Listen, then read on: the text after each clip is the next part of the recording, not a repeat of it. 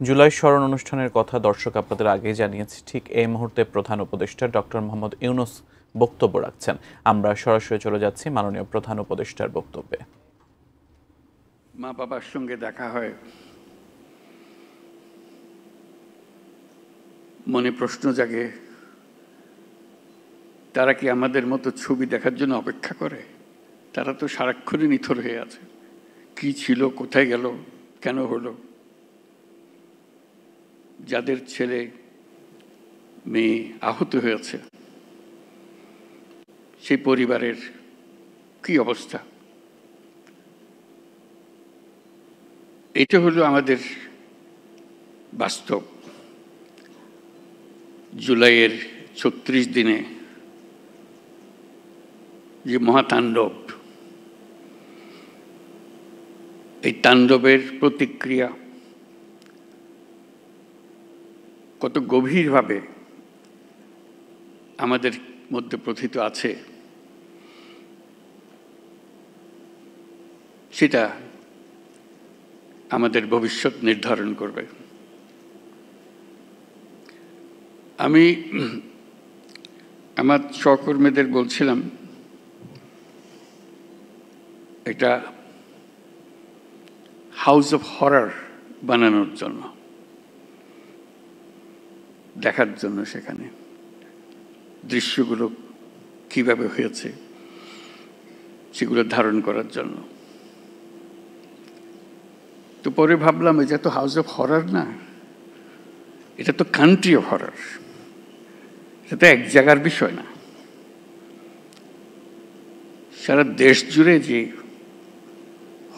Horror সৃষ্টি হয়েছে, এটা মনে জাগে। বন্ধু ফখরুল ইসলাম, মির্জা ফখরুল ইসলাম সাহেব বলেছেন যে আয়নাঘরের সঙ্গে দেখা করে এসছেন, তাদের সঙ্গে যখন দেখা হয়, কথা হয়, তাদের খবর পড়ি পত্রিকাতে, মানুষ কিভাবে এরকম নির্মম হতে পারে মাথায় আসে না। আমরা যে হাউস অফ হরর বলছি, এই আয়নাঘরের প্রতিটি ঘর যদি আমরা সবাইকে দেখাতে পারতাম, জাতি বুঝতে পারত 16 বছর ধরে কি কাণ্ডটা হয়েছে। এবং কারো কাজ এমন নাই যে তার কোনো পরিচিত এই হররের শিকার হয়নি। হাউস অফ হরর করতে হলে আমাদেরকে জায়গায় জায়গায় ছোট ছোট ঘরগুলো, যেখানে মানুষকে বছরের পর বছর নির্মমভাবে অত্যাচার করেছে, যেখানে ইলেকট্রিক চেয়ার রেখেছে, যেগুলো তো আমাদের সবার দেখারও সুযোগ হয়নি,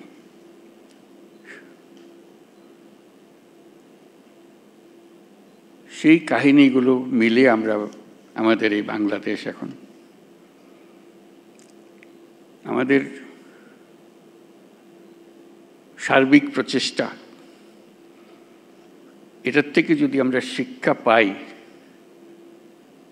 যে দেশটা আমরা গড়তে চাই, এটা মুখের ভাষার একতা না,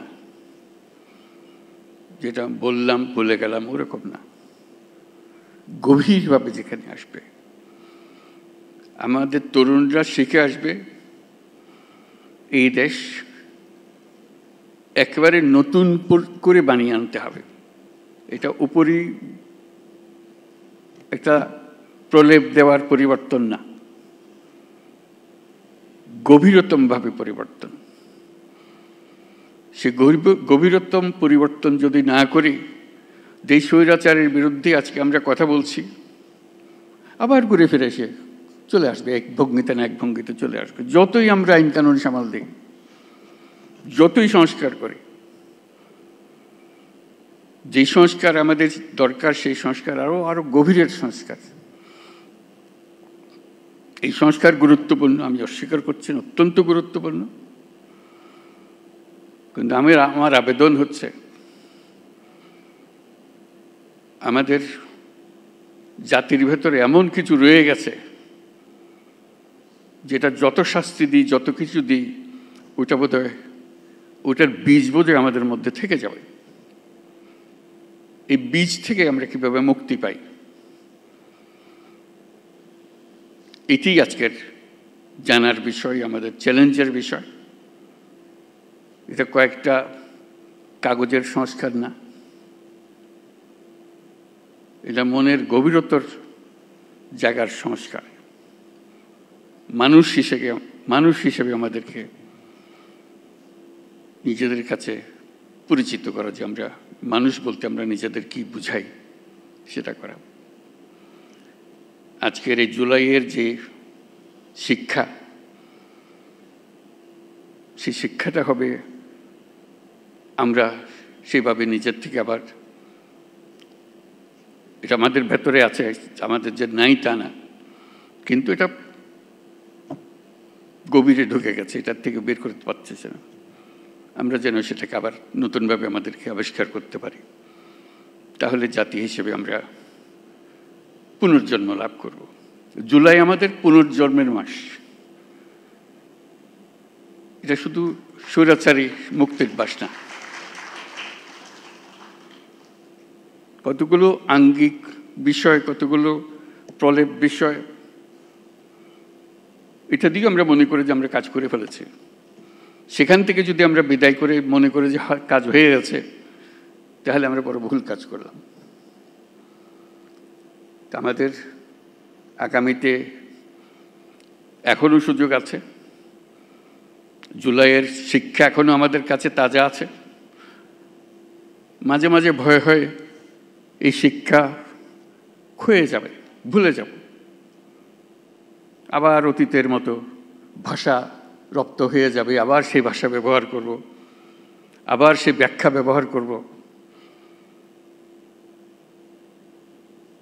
সেই দিকে যাতে আমাদের যেতে না হয় আর কোনো দিন, এই পথ একেবারে বন্ধ করে দেওয়া।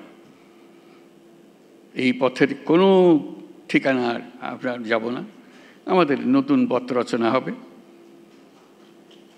সেই পথের দিকে আমরা যাব, সেই আমাদের কমিটমেন্ট। আজকে জাতিসংঘ যে ভূমিকা পালন করেছে সেটা স্মরণ করার জন্য আমরা এখানে এসেছি, তাদেরকে ধন্যবাদ দেওয়ার জন্য এসেছি। আমি সেই কথাগুলো বলি। Distinguished guests, honorable political leaders, colleagues, friends, and my dear friend Huma Khan. Today we gather to mark the first anniversary of the July uprising, a moment of profound significance in the history of our nation. It was a moment when thousands of Bangladeshis, men and women, most of them young, stood up against tyranny and reclaimed the dignity and future of our country. Their courage spoke not only for our people, but for humanity. On this historic occasion, I wish to recognize the steadfast support of the international community, particularly the United Nations, which has always stood beside Bangladesh, beginning from the War of Independence in 1971, coming to the Rohingya crisis, and again during the dark days of July and August last year. In the aftermath of the Second World War, the United Nations set out to define and defend the inalienable rights of all human beings, irrespective of race, religion, sex, or status.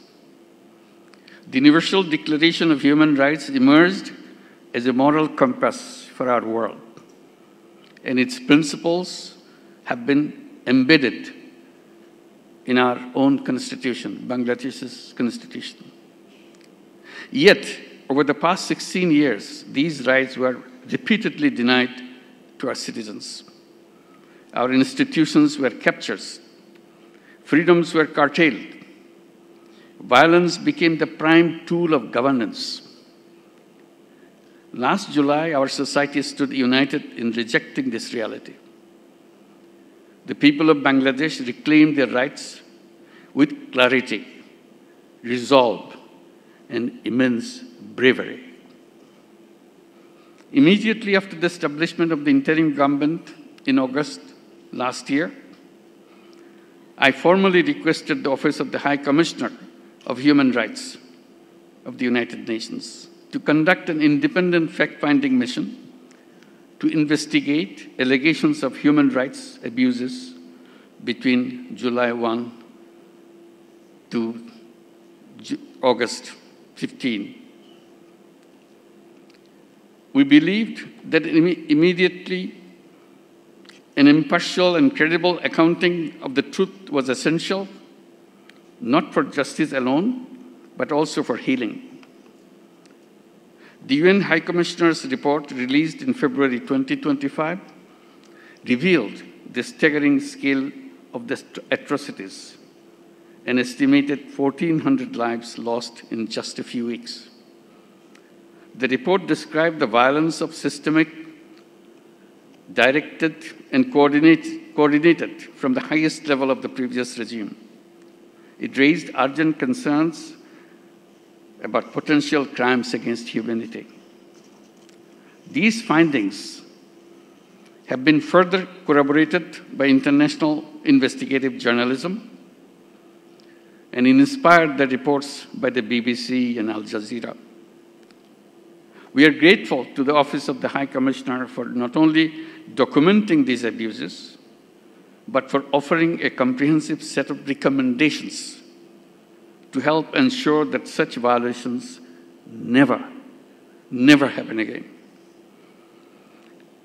We have taken these recommendations to our heart, not out of obligation to others, but out of responsibility to ourselves. Since assuming office, our government has begun implementing wide-ranging reforms.